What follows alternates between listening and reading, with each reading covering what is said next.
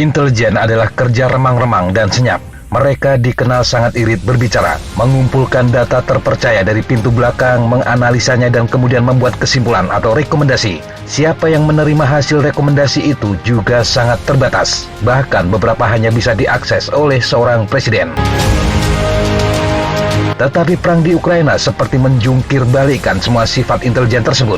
Baru sekarang ini terjadi badan-badan intelijen di banyak negara, terutama Amerika dan sekutunya, begitu nyinyir dengan mengumbar berbagai informasi yang seharusnya dirahasiakan. Badan-badan intelijen tersebut bahkan telah menjadi salah satu ujung tombak dari perang informasi dan propaganda yang tidak bisa dipungkiri begitu sengit terjadi di langit Ukraina. Badan Intelijen Amerika dan Inggris secara rutin mengeluarkan pembaruan intelijen mereka terkait situasi perang di Ukraina dan dirilis ke publik. Ada 3 hal yang mungkin ingin dicapai. Pertama, memang ingin menggambarkan situasi di medan perang. Kedua, ingin membentuk atau menggambar medan perang sesuai keinginannya. Dan yang ketiga, untuk membentuk pendapat publik di negaranya hingga akan memudahkan pengambilan kebijakan politik terkait Rusia dan Ukraina. Begitu terbukanya informasi intelijen saat ini mengejutkan banyak pihak. Tidak kurang dirasakan oleh Stefan. Dia adalah mantan kepala operasi Rusia untuk CIA. Sebagai mantan mata-mata, dia gugup dengan situasi sekarang ini. Di dalam tubuh mata-mata selama ini sangat mendarah daging untuk melindungi sumber dan metode yang digunakan. Badan-badan intelijen barat memang mengobarkan perang psikologis atas Ukraina secara langsung. Mereka seperti menantang langsung Presiden Rusia Vladimir Putin untuk adu narasi. Putin sendiri diakui sebagai ahli di genre ini. Pemerintah barat jelas terlihat berusaha mencegah Putin untuk mendefinisikan narasi perangnya. Dan ini dilakukan bahkan saat Rusia belum mulai menggelar operasinya. Jelas masih bisa diingat ketika Rusia mulai mengumpulkan pasukan di perbatasannya dengan Ukraina. Saat itu Amerika dengan berani mengatakan Rusia akan melakukan serangan ke Ukraina, bahkan dengan spesifik menyebut waktu serangan yang akan dilakukan. Saat itu banyak pihak terkejut dengan pernyataan Amerika tersebut. Sebagian besar tidak percaya dan menuduh Amerika hanya memanaskan suasana. Tudingan semacam itu bahkan secara keras dilontarkan oleh pers Amerika. Mereka menuntut bukti dari semua tuduhan tersebut. Pers Amerika masih trauma dengan kesalahan fatal intelijen Amerika tentang senjata pemusnah massal yang dimiliki Irak dan dijadikan dasar bagi Amerika menginvasi negara tersebut. Ukraina disebut bisa menjadi pengulangan kesalahan fatal yang memalukan itu. Orang-orang Ukraina juga masih skeptis dengan peringatan Amerika. Negara ini masih belum percaya Rusia akan benar-benar melakukan serangan. Prancis menjadi negara yang paling tidak percaya dengan klaim Washington. Tetapi akibatnya beberapa waktu lalu pemimpin badan intelijen negara tersebut dipecat karena dinilai gagal memprediksi serangan Rusia yang akhirnya terbukti benar. Rusia saat itu melawan narasi Amerika dengan menyebutnya sebagai Historia Barat.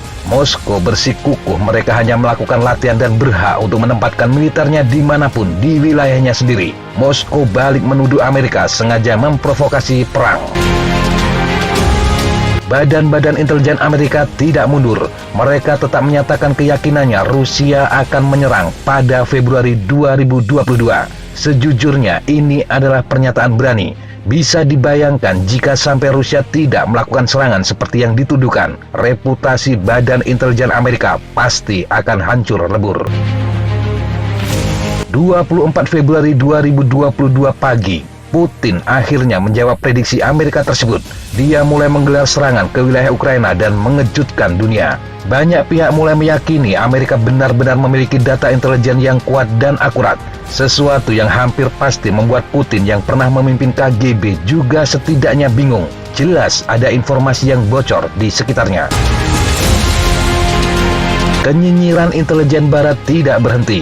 Vladimir Putin menyebut apa yang dilakukan ke Ukraina dengan istilah operasi militer khusus. Jenis operasi yang menggambarkan penggunaan militer skala terbatas, misi yang sangat spesifik, target terbatas, dan berakhir dengan cepat. Putin menetapkan tujuan operasinya pada beberapa hal, yakni demilitarisasi Ukraina, denasifikasi, dan netralitas abadi Ukraina.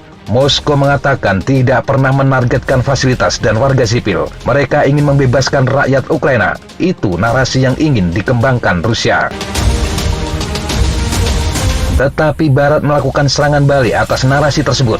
Badan intelijen mereka dengan rajin mengatakan bagaimana pergerakan besar-besaran militer Rusia, senjata yang digunakan, serta kerusakan fasilitas sipil. Arah yang ingin dicapai intelijen Barat jelas. Rusia sedang melakukan invasi skala penuh, bukan operasi khusus. Ini perang, bukan operasi terbatas. Mereka menyebut tujuan Rusia seperti demilitarisasi, denasifikasi hingga jaminan netralitas Ukraina akan terlalu luas untuk sebuah operasi khusus. Karena untuk bisa mencapai 3 tujuan tersebut berarti Rusia secara efektif harus menundukkan atau meruntuhkan rezim pemerintahan yang ada. Ini juga didukung oleh gerakan besar-besaran Rusia yang mencoba merebut ibu kota Kiev. Sesaat setelah Rusia menggelar operasi militernya, intelijen Amerika dan Barat begitu yakin Ukraina akan segera tunduk. Operasi ini digambarkan sebagai serangan sekelompok harimau ke kandang kambing. Tidak sebanding, tidak akan ada perlawanan berarti. Ketika serangan mulai digelar, segera bisa diprediksi rencana yang dibangun oleh Moskow. Menggunakan sekitar 70 rudal berbagai jenis, Rusia ingin menghancurkan struktur militer penting Ukraina di tahap awal. Bersamaan dengan itu, pasukan darat bergerak cepat untuk menguasai kota dan fasilitas penting. Bandara Hostomel di Kharkiv segera menjadi sasaran. Tujuannya jelas, bandara ini akan menjadi tempat pendaratan pasukan khusus. Mereka yang kemudian akan bergerak ke ibu kota dan melumpuhkan rezim. Tidak ada keraguan, bahkan dari Amerika sendiri, Rusia akan dengan mudah mencapai tujuannya. Tetapi memasuki hari ketiga perang, penilaian segera berubah cepat. Serangan Rusia seperti terhenti. Mereka mendapatkan perlawanan keras, bukan hanya oleh militer, tetapi oleh warga sipil Ukraina. Bandara Hostomel yang sempat dikuasai Rusia kembali diserang dan menjadi ajang pertempuran hingga pendaratan pasukan tidak bisa dijalankan. Rusia menggempur dari 3 front, yakni utara, timur, dan selatan. Memang tidak bisa dikatakan gagal, tetapi juga tidak berhasil mencapai tujuannya dengan cepat. Narasi masing-masing pihak mulai berkembang. Rusia menuduh Ukraina menggunakan tameng warga sipil untuk memperlambat gerak maju pasukan. Rusia tetap mengatakan tidak menyerang fasilitas sipil dan hanya menyerang target militer. Sementara intelijen Barat dan Amerika yang terkaget-kaget dengan situasi yang berkembang juga meluncurkan narasi baru. Informasi intelijen terus membanjiri area publik, baik Amerika, Inggris, Jerman hingga Australia. Narasinya seragam, yakni seputar pasukan Rusia yang mengalami masalah pasokan serius di lapangan. Mereka juga tidak memiliki kemampuan tempur memadai, perencanaan yang buruk, serta senjata yang kuno. Pasukan Rusia selalu disebut mengalami kemajuan lambat dan menyerang banyak target sipil. Moskow mulai terganggu dengan narasi yang dikembangkan Barat. Jika dibiarkan, ini akan membawa pengaruh buruk di dalam negeri. Segera Kremlin melakukan kontrol ketat terhadap arus informasi di negara tersebut. Sejumlah media independen ditutup, akses ke sejumlah media sosial juga diblokir. Putin juga mengembangkan narasi bahwa orang Rusia yang tidak mendukung operasi militer di Ukraina dicap sebagai pengkhianat, diklaim sebagai sebuah kemenangan. Kerusakan adalah akibat dari perang, bukan tujuan dari perang. Kembali ke tujuan awal dari operasi Rusia ini adalah demilitarisasi, denasifikasi, dan netralitas Ukraina. Apakah tujuan itu sudah tercapai? Silakan jawab sendiri. Yang jelas dengan mudahnya narasi itu dibalik oleh Barat. Mereka mengatakan perubahan ini karena memang Rusia sudah menyadari tidak mungkin lagi untuk menguasai Kiev. Pasukan Rusia yang mengepung Kiev pada akhirnya memang mulai bergerak mundur, termasuk yang ada di Kharkiv dan Chernobyl. Sembari mundur, mereka terus melakukan serangan dengan artileri ke Kiev dan Kharkiv. Intelijen Barat mengingatkan pasukan Rusia tidak dalam status mundur, tetapi sedang menata ulang kekuatan dan strategi mereka.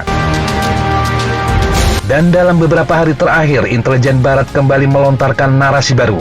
Mereka mulai langsung menusuk ke jantung Kremlin dengan menggambarkan bagaimana situasi yang dialami Vladimir Putin.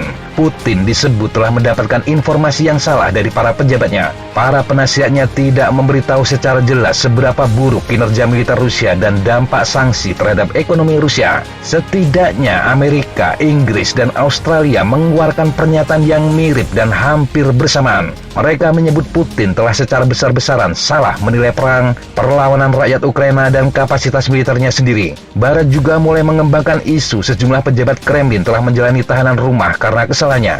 Kita hanya bisa menebak arahnya bahwa Amerika dan sekutunya telah mengarahkan serangan ke Kremlin secara langsung untuk mengganggu sistem politik di negara itu. Intelijen Barat dan Amerika mencoba untuk memunculkan konflik dan ketidakpercayaan di antara para pejabat di sekitar Vladimir Putin. Dan ujung dari perang informasi ini belum jelas akan berakhir di mana. Bahkan lagi-lagi muncul pertanyaan, sebenarnya apakah yang disampaikan intelijen Amerika adalah gambaran dari kondisi sebenarnya atau justru sebagai upaya untuk membentuk situasi menjadi seperti yang mereka inginkan. Sampai di sini intelijen kembali ke sifat dasarnya, misterius dan tertutup. Demikian sahabat Jejak Tapa informasi yang bisa kita sampaikan untuk kesempatan kali ini. Sampai jumpa di kesempatan yang berbeda. Tetap kunjungi kami di www.jejaktapa.com dan www.flightjournal.com. Tetap semangat dan jaga kesehatan. Salam, fly like an eagle, fight like a falcon.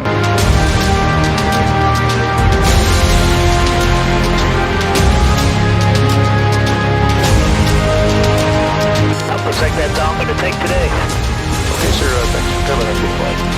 Hey, thank you guys. Appreciate it.